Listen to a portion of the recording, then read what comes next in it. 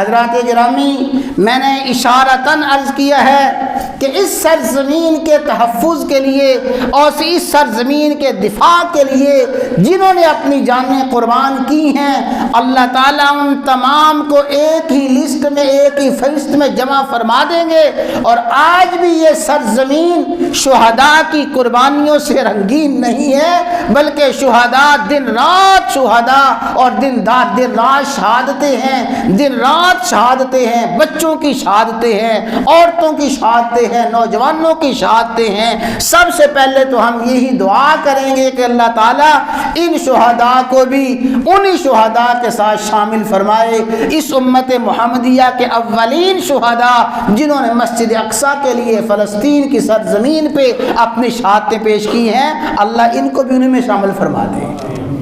اور پھر ان کے ساتھ شمولیت کے لیے میں نے گزشتہ جمعہ عرض کیا تھا، ان کے حق میں دعائیں کرنا،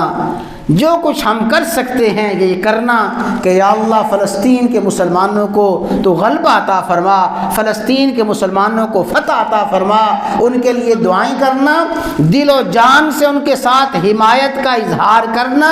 اپنی زبان سے بھی دل سے بھی، اور دعائیں کرنے کے ساتھ ساتھ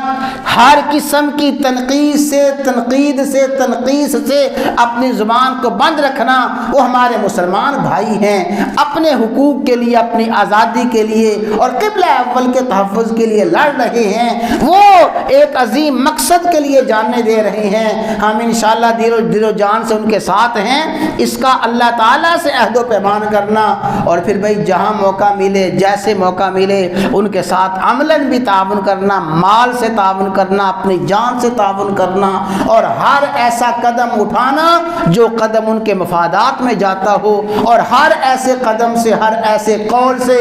ہر ایسے فعل سے اپنے آپ کو بچانا جس میں ان کے مفادات پہ زد پڑتی ہو۔ اس لیے کہ آج ان کے مفادات کی بات کرنے والا انشاءاللہ ثم انشاءاللہ کل کو عیسیٰ علیہ السلام کے جھنڈے کے تلے اور سیدنا مہدی کے جھنڈے کے تلے ہوگا، اور آج ان کے خلاف پراپیگنڈا کرنے والے اور ان کو تنے تنہا چھوڑنے والے وہ بدقماش حکمران، وہ عیاش حکمران، میں آخر میں عرض کرنا چاہتا ہوں کتنی بڑی امت مسلمہ کی بدنصیبی ہے، کتنی بڑی بدقسمتی ہے کہ فلسطین میں معصوم بچے ذبح ہو رہے ہیں، فلسطین میں بھوک اور پیاس ہے، ظلم اور بربریت ہے، اور ہمارے بدترین حکمران ہیں جو میوزک کی محفلیں منعقد کر رہی ہیں۔ اخبارات میں خبریں آ رہی ہیں کہ سعودی عرب جو کہ اسلام